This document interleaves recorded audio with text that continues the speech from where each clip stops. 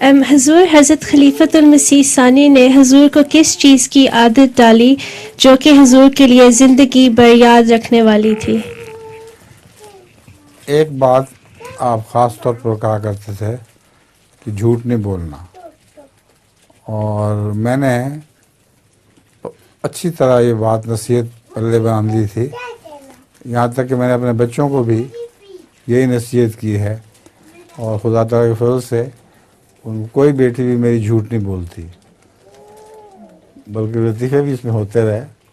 یاد ہے وہ ہم لوگ سمجھتے تھے کہ کوئی بری بات ہو، غلط حرکت ہو تو اس کو جو قبول کرنا ہے وہ سچ ہوتا ہے. وہ سچ ہوتا ہے.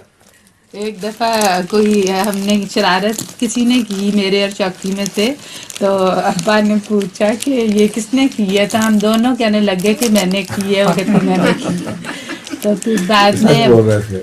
ابا نے سمجھایا کہ یہ نہیں سچ ہوتا کہ غلط حرکت مان لو خود، بلکہ جو چیز ہوئی ہوتی ہے وہ ماننی ٹھیک ہے. چاہیے.